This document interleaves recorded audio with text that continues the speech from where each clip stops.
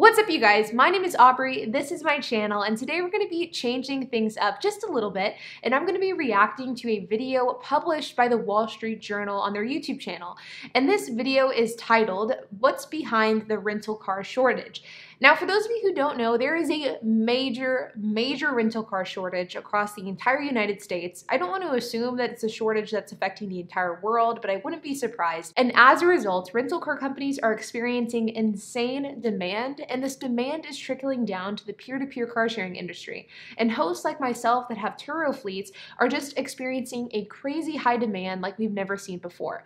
So in this video, I'm going to be reacting to this Wall Street Journal video, and I'm going to be giving you my thoughts on this rental car shortage. So let's get started. So like I said in the intro to this video, there is a major rental car shortage that is currently happening. It's kind of along the same lines as like a lumber shortage and housing shortage and the used car market shortage. Basically, everything is in demand right now for a variety of different reasons. Now, whenever it comes to the rental car shortage specifically, I of course have my thoughts. I'm in this industry with peer-to-peer car sharing, but rather than jumping in right at the beginning with my 2 cents, I instead want to listen to what the Wall Street Journal has to say, and then I will give my thoughts during and after their video. Americans are traveling again. But if your summer travel plans involve a rental car, be prepared for long lines and sticker shock. According to the travel website Kayak, rental car prices in the first 2 weeks of June are up 89% for the July 4th weekend, compared to with the same dates in 2019, and as much as 300% in some places. But even if you decide to pony up the additional cash for a vehicle, many reservations are simply not being honored by rental agencies. Wow, I mean, that's crazy. So whenever it said that statistic about the rentals for July 4th weekend this past July 4th versus the previous years, I was about to rebuttal that statistic by saying, well, of course it's higher. Last year during July 4th, it was COVID and nobody was traveling. But the fact that that statistic was based off of 2019, not 2020, is quite crazy. I mean, that's an insane statistic. And to hear that rental car agencies are simply turning people away, I have to be honest, if I was somebody who rented a car and then I went to go pick up the car and they simply turned me away, I would be extremely angry, especially because at that point, it's too late. You can't even get a car at that point because demand is so high. And how long can we expect these high prices to last? It's a pretty classic supply and demand issue. There are not a lot of rental cars to go around because these companies downsized their fleets when nobody was using them. For months, the pandemic transformed airports into ghost towns, which in turn wiped out about 2/3 of the rental car business. So this is extremely accurate. So this time last year, between spring and summer of 2020, the used car market was absolutely flooded with fleet vehicles from rental car agencies that were downsizing their fleets as a way to simply stay afloat.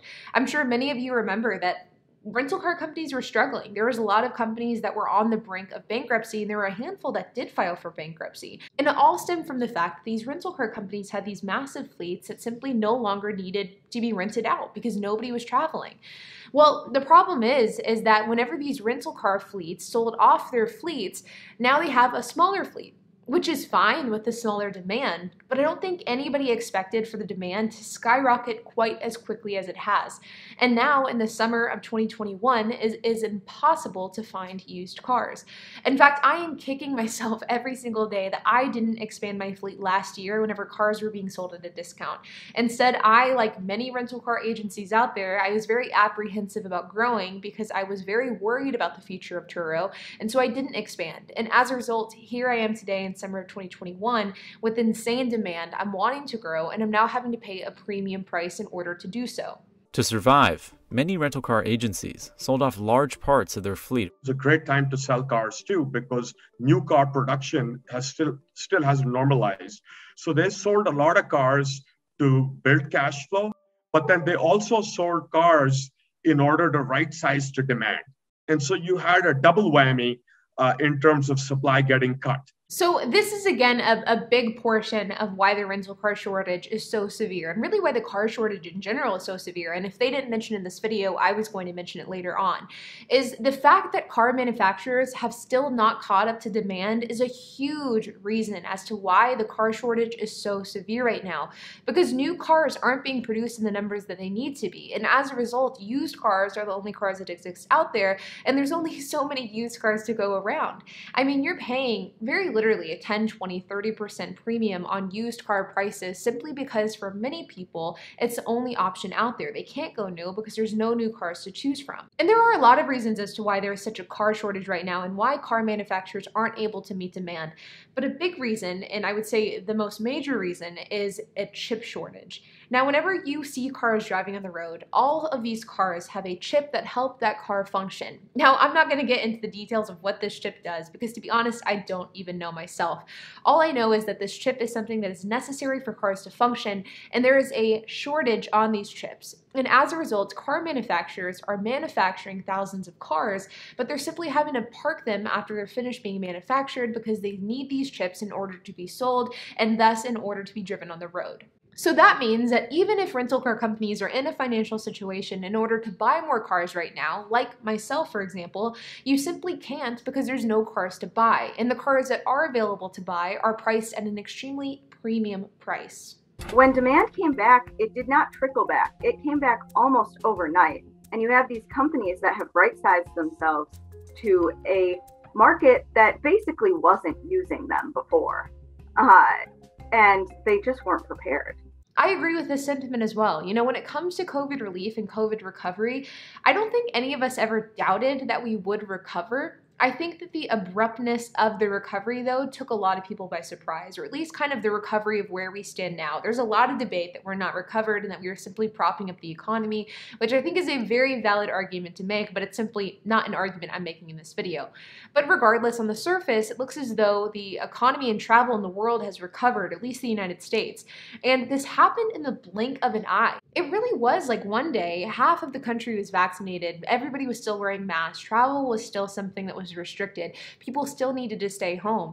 And then the moment that vaccines opened up to the general public and everybody was able to get one if they chose to do so, the country really opened up so significantly. And as a result, the demand for things like rental cars just went through the roof in what very literally seemed like overnight. If you have to rent a car this summer, Mazzari recommends booking early and booking backwards. Typically, travelers book flights or hotels first, but that strategy won't work this year. You essentially just have to book in advance and kind of pay up for it and be prepared for that. If you're lucky enough to get one. So ultimately, this is a really unprecedented problem that, to be honest, if you would have asked me a year ago, would this be as big of an issue as it is, I would have said absolutely not. I mean, the fact is there are simply not enough used cars available. The ones that are available are extremely, extremely expensive.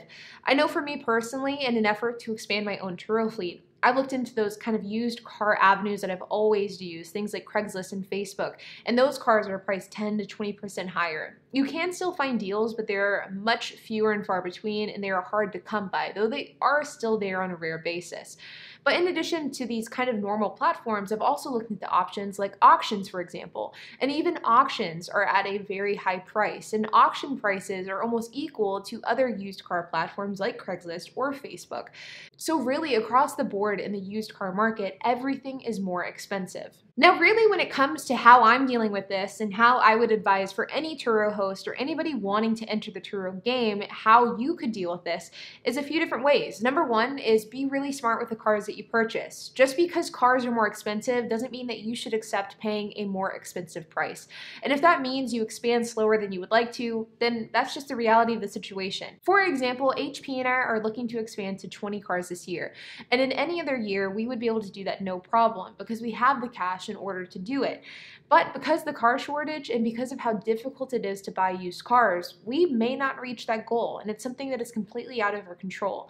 But we're not willing to pay a 10, 20, or 30% premium just for the sake of buying more cars. In addition to that, raising your prices is something that you absolutely should do. With higher demand comes a higher price, and you should absolutely adjust your Turo fleet in order to reflect that. And lastly is timing. You know, I'm still expanding my Turo fleet, but I'm not expanding as quickly as I would like to. I was really hoping to buy a new personal car this year in 2021, and it looks like I probably won't do that. And if I do that, it will be at the end of 2021 once prices have settled a bit. The fact is, the used car market will pop. It's just simply a matter of time. And once the used car market does pop, then I will be there to take advantage of the lower prices. I predict that the chip shortage will end up being a little bit more settled by the end of the year, and I think that by Q1 of 2022, things will have returned to at least a relative normal. But but ultimately only time will tell. Like always, you guys, I hope that you enjoyed this video. If you have any questions, comments, if you have anything to add, make sure to leave a comment down below. And while you guys are at it, make sure to hit the like button, hit the subscribe button, and hit the notification bell. And I will see you guys in the next video.